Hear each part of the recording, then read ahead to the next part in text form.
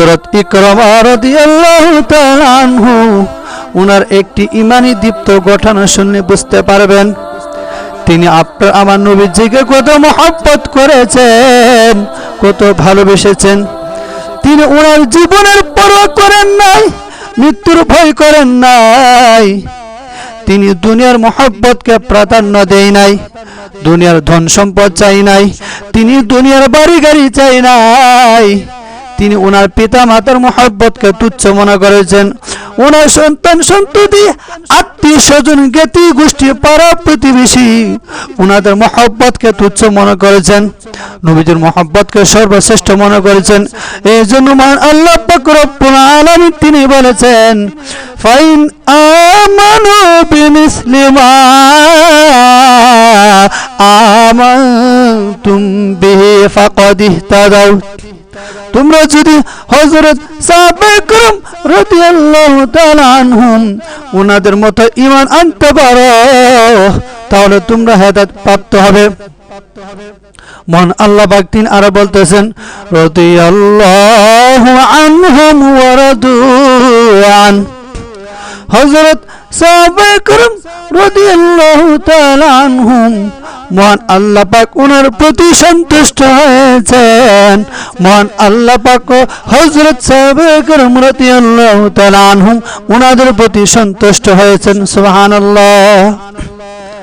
সুতরাং আমরা যদি নবীজির মহব্বত হাসিল করতে চাই, নবীজির সন্তুষ্টি হাসিল করতে চাই, তাহলে আমাদের মাল সম্পদ ধন দৌলত টাকা পয়সা বাড়ি গাড়ি ছেলে মেয়ে সন্তান সন্ততি আত্মীয় স্বজন জ্ঞাতি গোষ্ঠী পাড়া প্রতিবেশী এমনকি নিজের জীবন থেকে বেশি নবীজিকে মহব্বত করতে হবে।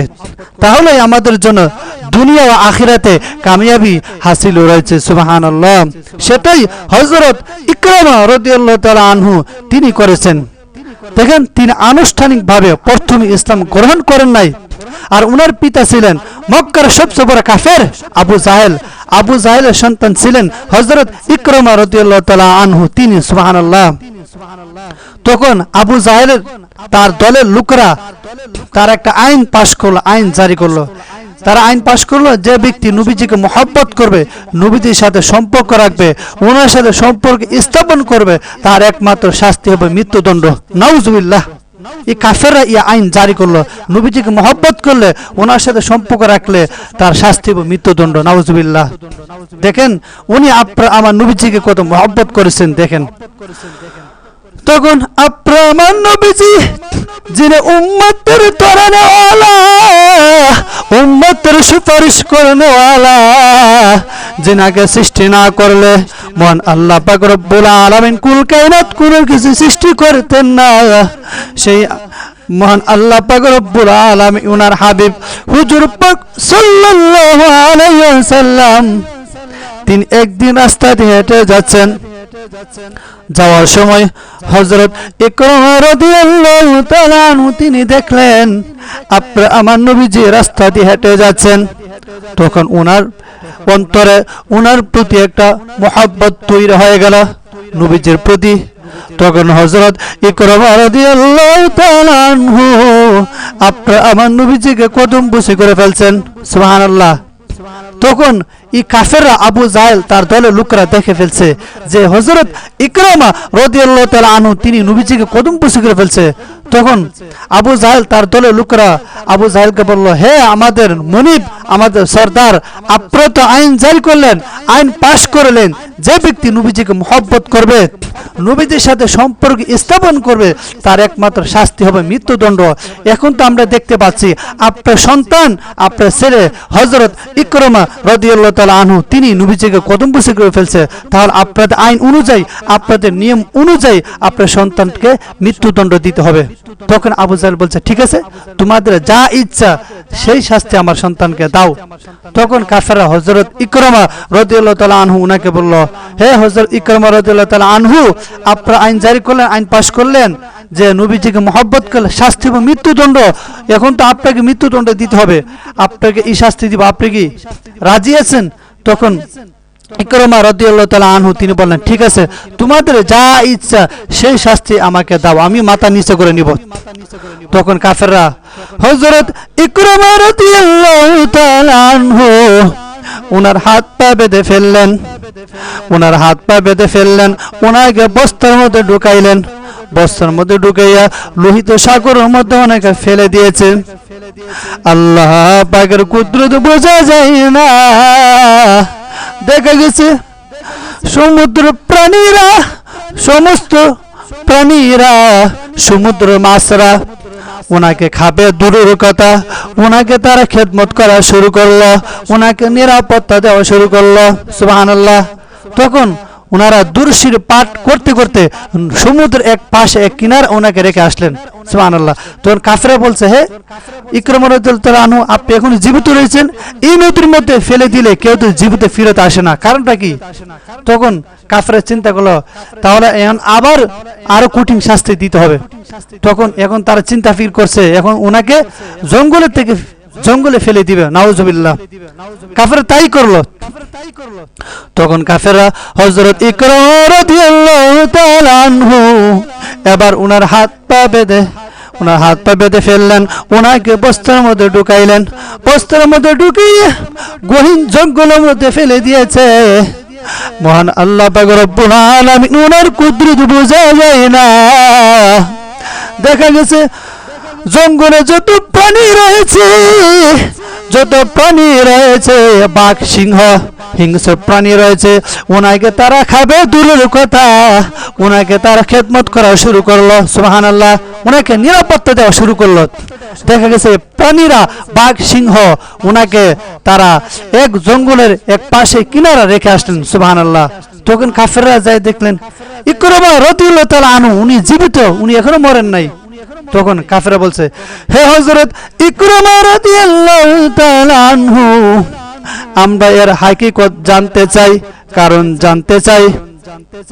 কারণ হলো আপনাকে আমরা সমুদ্রের মধ্যে ফেলে দিয়েছি, এই সমুদ্রের মধ্যে কোনো মানুষকে ফেলে দিলে কেউ জীবিত ফিরত আসে না, আপনি জীবিত ফিরত আসলেন কারণটা কি আমরা জানতে চাই। আপনাকে জঙ্গলের মধ্যে ফেলে দিয়েছি, এই জঙ্গলের মধ্যে কোনো মানুষকে জীবিত ফেলে দিলে কেউ আর জীবিত ফিরত আসে না, মৃত্যুবরণ করে। হে হযরত ইকরামা রাদিয়াল্লাহু তাআলা আনহু, আপনি এই কারণটাকে আমরা জানতে চাই। আপনি জীবিত ফিরত আসলেন, আপনি মৃত্যুবরণ করেন না, কারণটাকে আমরা জানতে চাই। এর মধ্যে রহস্যটাকে, হাকিকতটাকে আমরা জানতে চাই। তখন হযরত ইকরামা রাদিয়াল্লাহু তাআলা আনহু তিনি বললেন, হে কাফেররা, তোমরা শুনে রাখো, জেনে রাখো, তোমরা যখন আমাকে সমুদ্রের মধ্যে ফেলে দিয়েছ, তখন সমস্ত প্রাণীরা, সমস্ত মাছরা, তাদেরকে মহান আল্লাহ পাক রব্বুল আলামিন তাদের জবান খুলে দিয়েছে। এই প্রাণীদের সাথে আমার কথা হয়েছে, তখন প্রাণীরা বলল, হে হযরত ইকরামা রাদিয়াল্লাহু তাআলা আনহু, আপনি এখানে কেন? তখন হযরত ইকরামা রাদিয়াল্লাহু তাআলা আনহু তিনি বলেন, হে প্রাণীরা, আমি যিনি আখির রাসূল, যিনি হায়াতুন নবী, জিন্দা নবী, যিনি ইলমে গায়বের খবর দেওয়ালা, যিনি উম্মতের তরানেওয়ালা, উম্মতের সুপারিশ করেনেওয়ালা, রহমাতুল লিল আলামিন হুজুর পাক সাল্লাল্লাহু আলাইহি সাল্লাম, ওনাকে আমি কদম বুঝে করেছিলাম, ওনাকে মহব্বত করেছিলাম। এই জন্য কাফেররা আমাকে শাস্তি স্বরূপ আমাকে সমুদ্রের মধ্যে ফেলে দিয়েছে, তোমরা যে আমাকে খেয়ে ফেলো।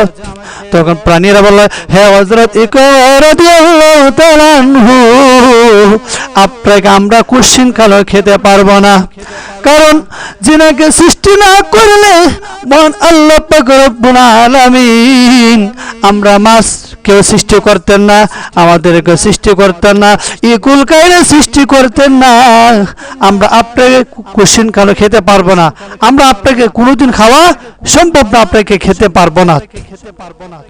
তখন হযরত ইকরামা রাদিয়াল্লাহু তাআলা আনহু তিনি বললেন, হে কাফেররা, তোমরা যখন আমাকে জঙ্গলের মধ্যে ফেলে দিয়েছ, মহান আল্লাহ পাক রব্বুল আলামিন জঙ্গলে যত প্রাণী রয়েছে তাদের জবান খুলে দিয়েছে।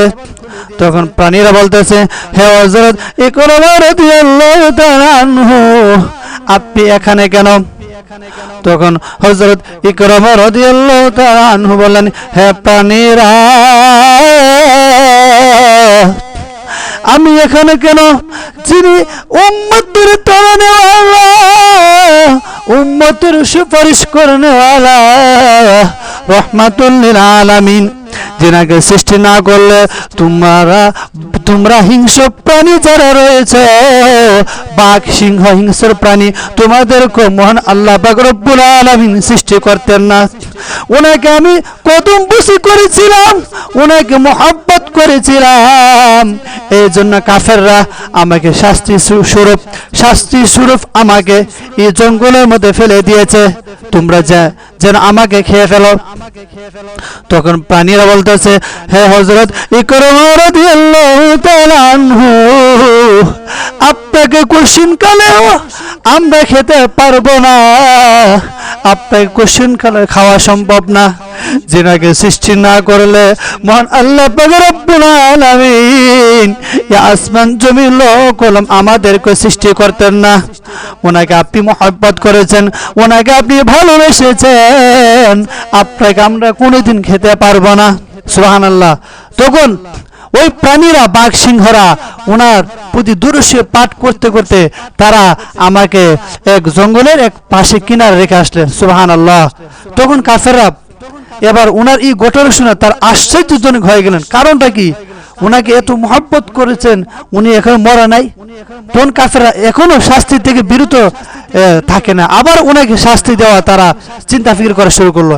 এখন দেখেন কাফেররা ওনাকে কিভাবে তারা শাস্তি দিবে, দেখেন তারা এখনো থামে নাই, ওনাকে আবার শাস্তি দিবে।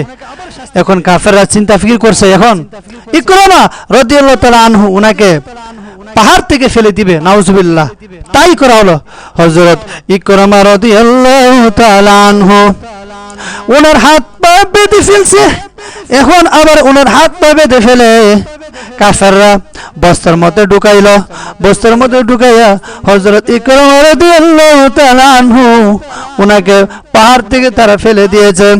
তখন যিনি খালিক মালিক রব্বুল আল্লাহ পাক রব্বুল আলামিন, তিনি হযরত জিবরাইল আলাইহিস সালাম ওনাকে আদেশ করলেন, হে হযরত জিবরাইল আলাইহিস সালাম, আপনি যান। হযরত ইকরামা রাদিয়াল্লাহু তাআলা আনহু আমার হাবিবকে মহব্বত করেছে, আমার হাবিবকে মহব্বত করেছে, আমার হাবিবকে ভালোবেসেছে, আমার হাবিবের জন্য জীবন দিয়েছে, আমার হাবিবের জন্য এত কষ্ট করেছে। আপনি এক কাজ করেন, হযরত ইকরামা রাদিয়াল্লাহু তাআলা আনহু ওনাকে কাফেররা পাহাড় থেকে ফেলে দিবে, আপনি হযরত ইকরামা রাদিয়াল্লাহু তাআলা আনহু কোলে করে আপনি ওনাকে নিরাপত্তার সাথে নিচে রেখে আসবেন। তখন হযরত জিবরাইল আলাইহিস সালাম হযরত ইকরামা রাদিয়াল্লাহু তাআলা আনহু ওনাকে মহব্বতের সাথে তিনি নিরাপত্তার সাথে কুলে করে তিনি পাহাড়ে নিচে রেখে আসলেন। সুবহানাল্লাহ। তখন কাফেররা বিরক্ত হয়ে তারা হতাশ হয়ে গেছে, ওনাকে কোনোভাবেই তারা ওনাকে মারতে পারতেছে না, ওনাকে শহীদ করতে পারতেছে না, ওনাকে হত্যা করতে পারতেছে না। তখন কাফেররা বিরক্ত হয়ে হতাশ হয়ে কাফেররা চলে গেছে। সুবহানাল্লাহ। তখন হযরত ইকরামা রাদিয়াল্লাহু তাআলা আনহু তিনি কিছুদিন পরেই তিনি ইসলাম ধর্ম গ্রহণ করেছেন, তিনি মুসলমান হয়ে গেছেন। সুবহানাল্লাহ। সুতরাং এই ঘটনাতে আমরা কি বুঝতে পারি? আমার নবীজিকে আমরা যদি অন্তর থেকে মহব্বত করি, হাকিকিভাবে মহব্বত করি, তাহলে এই দুনিয়ার যত আযাব গজব আসুক না কেন, ভূমিকম্প, টর্নেডো, তুষারপাত, ঝড় তুফান, বন্যা যতই আযাব গজব আসুক না কেন, এই আযাব গজব আপনি কিচ্ছু করতে পারবে না। আল্লাহ পাক এই নবীজির মুহাব্বতের উসিলা, নবীজির কারণে আল্লাহ পাক সমস্ত আযাব গজব থেকে আমাদেরকে হেফাজত করবেন, রক্ষা করবেন। সুবহানাল্লাহ। সেটাই হযরত ইকরামা রাদিয়াল্লাহু তাআলা আনহু তিনি দেখিয়েছেন, যারা নবীজিকে মুহাব্বত করবে, নবীজিকে ভালোবাসবে, তাদের এই মুহাব্বত কোনোদিন আল্লাহ পাক বিফলে যেতে দিবেন না, কোনোদিন বিফলে যেতে দেই না। এই জন্য যারা নবীজিকে মুহাব্বত করবে, যারা নবীজিকে অন্তর থেকে মুহাব্বত করবে, আল্লাহ পাক তাদেরকে কুদরতিভাবে বাঁচিয়ে রাখবেন। সুবহানাল্লাহ। যারা নবীজিকে মুহাব্বত করে তাদের এই মুহাব্বত কোনোদিন বিফলে যায় না। এই জন্য বলা হয়, নবীর প্রেমিকেরা দিশাহারা মরণের ভয় করে না, প্রেম তো মরে না। নবীর প্রেমিকেরা দিশাহারা মরণের ভয় করে না, প্রেম তো মরে না। হাই হাই প্রেম করেছেন মুসা নবী, তোর পাহাড়ে গেলেন চলে খুদের নূরে, পাহাড় জ্বলে তবু মুসা আলাইহিস সালাম জ্বলে না, প্রেম তো মরে না। প্রেম করেছেন ইব্রাহিম নবী, নমরুদের আগুনে ফেলে আগুন হইল ফুল বাগিচা, পশম নবীর জ্বলে না, প্রেম তো মরে না। হাই হাই প্রেম করেছেন আইয়ুব নবী, উনার প্রেমে রহিমা বিবি সর্বঙ্গ কি রাখাইল, তব প্রেম তো ছাড়ে নাই, প্রেম তো মরে না। নবীর প্রেমিকেরা দিশাহারা মরণের ভয় করে না, প্রেম তো মরে না।